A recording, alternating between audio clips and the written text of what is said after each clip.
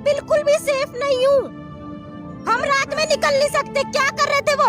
उस लड़की को देख लिया कि वो न्यू ईयर मनाने गई, लड़कियों ने भी तो न्यू ईयर मनाया लड़की के संग, पांचों ने।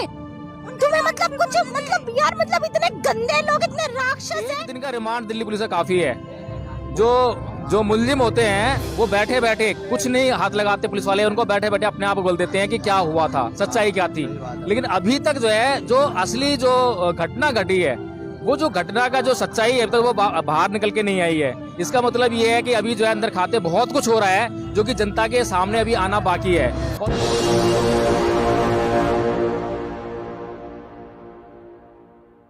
नमस्कार, आप देख रहे हैं एनबी न्यूज 24x7 नीलम बोध के साथ। और अभी साथियों आप जिस तरह से यहाँ का जो मंजर है वो देख रहे होंगे, अभी वर्तमान में हम खड़े हैं सुल्तानपुरी थाना पर, जहाँ पर की अंजलि बेटी के इंसाफ के लिए लगातार उसका परिवार और उसके समर्थक गुहार लगा रहे हैं। और लगातार जिस तरह से 302 की मांग कर रहे हैं, वो मांग अभी तक रुकने का नाम नहीं ले रहे, क्योंकि कहीं ना कहीं पूरा परिवार जो लोग देख रहे हैं और जो जागरूक लोग हैं, जिस तरह से दर्दनाक घटना 31 तारीख को घटी, इस वास्तव में बहुत ही बड़ा सवाल खड़ा करती है शासन और प्रशासन पर। लेकिन अभी तक जिस तरह से जो गतिविधियां होनी चाहिए थी, जो कार्रवाई होनी चाहिए थी पुलिस प्रशासन की तरफ से, उस कार्रवाई से अभी जो अंजलि के समर्थक है वो पूरी तरह से संतुष्ट नहीं है। और उसी का नतीजा है कि सुल्तानपुरी थाने पर जिस तरह से प्रोटेस्ट कर रहे हैं और लगातार मांग उठ रही है कि अंजलि के हत्यारों को फांसी दो, फांसी दो। क्योंकि आज 21वीं सदी के भारत में हम लोग रह रहे हैं, जब सरकारें बड़े बड़े अमृत महोत्सव मनाती है, जब आजादी की बात करती है, बेटी पढ़ाओ बेटी बचाओ के नारे जैसे इस देश में दिए जाते हैं, लेकिन जब रात के अंधेरे में एक बेटी स्वतंत्र रूप से कहीं न कहीं अपनी आजादी को जीने की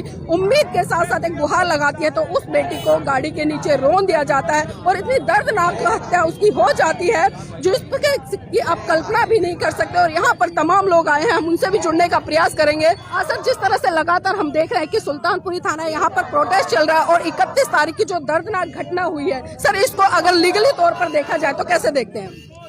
देखिए मैडम, शुरुआत से ही जो है जो जनता आज बैठी हुई है और नारे लगा रही है कि दिल्ली पुलिस होश में आना होगा, 302 लगाना होगा, तो शुरू से ही जनता की जो सक्की सुई जो है दिल्ली पुलिस तरफ घूम रही है। और दिल्ली पुलिस अक्सर जो है जो भी इतने गंभीर किस्म के केस होते हैं उनमें लापरवाही करते हुए देखी गई है। और यहाँ तक कि कोर्ट्स ने भी बार बार जो है अपने जजमेंट्स में दिल्ली पुलिस को जो उसकी इन्वेस्टिगेशन है उसको दोषी ठहराया है। कि बहुत बार देखा गया है कि जो बहुत संगीन जुर्म के जो अपराधी होते हैं, जैसे कि बलात्कार के अपराधी हो गए, हत्या के अपराधी हो गए, ऐसे अपराधी जो हैं अक्सर जो है इसलिए छूट जाते हैं क्योंकि पुलिस की जो इन्वेस्टिगेशन है वो प्रॉपर नहीं होती है, उसमें कहीं ना कहीं गवाहों की कमी होती है या फिर कुछ एविडेंस कम रह जाते हैं, जिसके कारण जो है वो जो इतने संगीन जुर्म वाले जो मुजरिम होते हैं, जिनको कि समाज में रहना उचित नहीं है, समाज को बहुत भारी खतरा होता है, तो वो छूट जाते हैं। तो उनके छूटने से एक ही कारण होता है, वो है दिल्ली पुलिस। तो दिल्ली पुलिस जो है आज फिर एक बार जो है ये जो जनता जो चिल्ला रही है, जो इसका शक जो है कि अभी तक जो है दिल्ली पुलिस ने 302 के तहत जो है अभी तक एक सेक्शन नहीं लगाया है उसमें FIR में, और जब तक वो सेक्शन नहीं लगेगा तो इन्वेस्टिगेशन उस तरफ नहीं जाएगी। लेकिन सर, जिस तरह से जो पांचों दोषी हैं उन्होंने अपना जो जुर्म है वो भी कबूल किया और जो 10-12 सवाल दिल्ली पुलिस प्रशासन की तरफ से पूछे गए इन्वेस्टिगेशन में, उन्होंने साफ साफ कहा कि हाँ हमें पता था, हमारी गाड़ी के नीचे है। लेकिन इतना कबूल करने के बावजूद पुलिस का कोई जो रुख है वो सख्त नजर नहीं आ रहा है। देखिए नीलम जी, पहली बात तो ये है कि रिमांड जो शब्द है ना वो बहुत मतलब गंभीर शब्द है। ये जो 4 दिन का इनको जो अभी रिमांड एक्सटेंड किया था, ये बहुत बड़ी बात है। 1 दिन का रिमांड दिल्ली पुलिस का काफी है। जो मुल्जिम होते हैं वो बैठे बैठे कुछ नहीं हाथ लगाते, पुलिस वाले उनको बैठे बैठे अपने आप बोल देते हैं कि क्या हुआ था, सच्चाई क्या थी।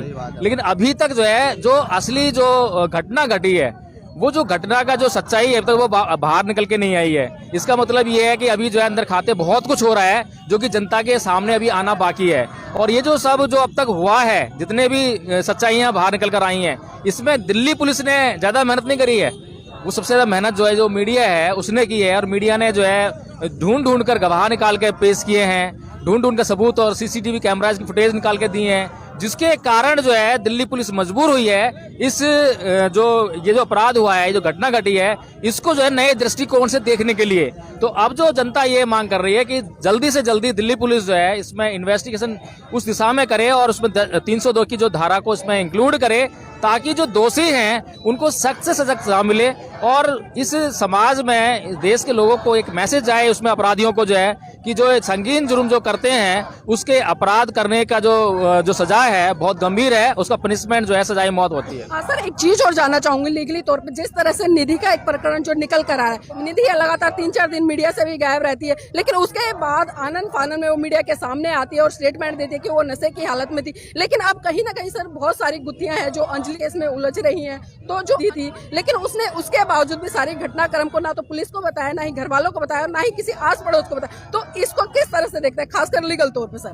देखिए नीलम जी, जो केस की जो इन्वेस्टिगेशन है वो शक से शुरू होती है कि शक जो है किस पर है, और शक की एक बुनियाद होती है कि शक क्यों है। तो जिस तरह से निधि ने अपनी स्टेटमेंट्स दी हैं, जो जिस तरह से पहले तो उसने छुपाया, किसी को बताया नहीं, पहला शक जो यहाँ पे आता है। फिर उसने बोला कि वो शराब पिए हुए थी, फिर पोस्टमार्टम रिपोर्ट आ गई, उसमें जो उसकी रिपोर्ट में जो ऐसा कोई भी सब्सटेंस नहीं पाया गया जिससे कि लगे कि हाँ उसने जो है कुछ नशे में थी। तो ये जो कहानी है, और उसके अलावा जो है एक और मैंने उसकी ऑडियो सुनी थी जो है, जो धमकी दे रही थी एक लड़के को, तो उसमें साफ साफ कह रही है कि तुझे चुप, मतलब इसका मतलब ये है कि C is very much involve in this case, बहुत अच्छी तरह से इन्वॉल्व है। लेकिन ये ताज्जुब है कि अब तक जो है पुलिस, इतने दिन हो गए हैं, आज 10-11 दिन हो गए हैं इस घटना को, लेकिन पुलिस जो है अभी तक घटना की सच्चाई को बाहर लाकर उजागर नहीं कर पाई है। सर एक चीज, जिस तरह से धारा 302 की बात उठ रही है लगातार, वही है कि जो दोषी हैं उनके खिलाफ में 302 में मुकदमा रजिस्टर, तो लीगली तौर पे क्या ये बनता है? देखिए ये डिपेंड करता है कि जो धारा 302 है वो है मर्डर, और मर्डर भी जो है दो तरह के होते हैं, एक धारा 299 है, एक धारा 300 है। तो धारा 300 पे जो है 302 का सजा का प्रावधान है, और धारा 299 301 का प्रावधान है। तो जो थोड़ा सा डिग्री का फर्क है कि जहां पर बिल्कुल एक्यूटली ये लगे कि हाँ बिल्कुल इंटेंशन भी उसको मर्डर मतलब खत्म करने की थी, और जो उस पे जो वार किया गया है वो भी बिल्कुल प्रॉपर था, वहां कोई ऐसा लेकुना था ही नहीं कि उसमें कोई जगह ही नहीं थी कि वो बच सके। तो इस केस में, और उसकी जो ग्रेविटी होती है उसको ध्यान में रखते हुए बहुत सारी बातें ध्यान में कहती है। जब धारा 302 लगती है, धारा 302 जो है रेयर ऑफ रेयरेस्ट केस में लगती है, हर किसी केस में जो धारा 302 नहीं लगती है। लेकिन अक्सर जो है पुलिस जब भी कोई ऐसा कोई भी हत्या होती है तो उसमें वो 302 के तहत ही कार्रवाई करती है, वो धारा 299 की तरफ तो जाती भी नहीं है, उसमें सीधे 302 का इंक्लूड करके उसकी इन्वेस्टिगेशन करती है। जी यही बोलना चाहूँगा कि इनको सालों को 420 के लगने के चक्कर में इन्होंने जाति दुश्मनी निकाली उस व्यक्ति से। इनको फांसी की सजा देनी चाहिए और देनी चाहिए। चलिए, यहाँ पर कुछ यूथ हैं, लड़कियां हैं, उनसे भी जानने का प्रयास करेंगे। आपका नाम क्या है? साक्षी।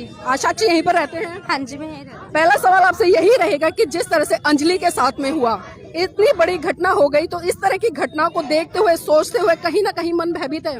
बिल्कुल है, हम सेफ नहीं है, गर्ल्स बिल्कुल सेफ नहीं है, बिल्कुल भी सेफ नहीं है। उन लोगों को रख कर सजा रहे हो, अंदर रख के सजा रहे हो, उनकी आरती उतारो, इतना ही वो है। तो यहाँ पे कर क्या रही है पब्लिक? पुलिस वाले कर क्या रहे हैं? जब गवर्नमेंट की किसी कहते हैं ना, किसी हाई लेवल की लड़की के संग होगा, किसी मंत्री की बेटी के संग होगा, तब पता लगेगा। अटका हुआ था 11 किलोमीटर तक, कुछ अटका रहेंगी है? उसके शरीर पे कपड़े नहीं थे, कुछ ना करे, पब्लिक के हाथ में दे दे, या तो 11 किलोमीटर चलाए, उसे फांसी भी ना दे, उसे तड़प के मारो उस लड़की को। 11 किलोमीटर चलाए, आप सोच सकते हो? अभी आपने एक सवाल खड़ा किया कि यहाँ पर अगर किसी मंत्री या विधायक की बेटी होती तो पुलिस भी बिल्कुल होता जी, बिल्कुल होता, बड़ी बात नहीं इसमें, बिल्कुल होता जी। उसका होता ना तो ये चीज नहीं हो रही, अब तक फैसले हो चुके होते। ये हमेशा का है, किसी भी लड़की के संग गलत होता है तो पहले उसका मेडिकल होता है, उसका चेकअप होता है। अभी उसकी आरती उतार लो ना, राम मंदिर में बैठा दो उसको ले जाके, अयोध्या बोल रहे। तो देखिए, कहीं ना कहीं जो लड़कियां हैं, पीड़ा है, और पीड़ा स्वाभाविक सी बात है, क्योंकि जब हम उसके संग हुआ है तो कल तो वो मेरे संग भी होगा। मैं सेफ नहीं हूँ, मैं बिल्कुल भी सेफ नहीं हूँ।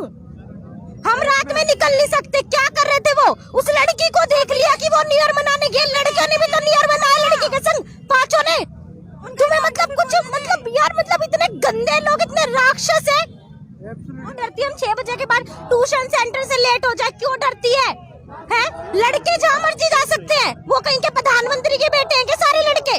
वो 11 किलोमीटर, आप मैम आप खुद लॉजिक बताओ, साइंस ने कैसे प्रूफ कर दिया कि वो 11 किलोमीटर तक पैर फंसा रहेगा? मैंने भी पढ़ी है साइंस में, मैं भी पढ़ाई कर रही हूँ। कैसे 11 किलोमीटर तक पैर फंसा रहा है लड़की का?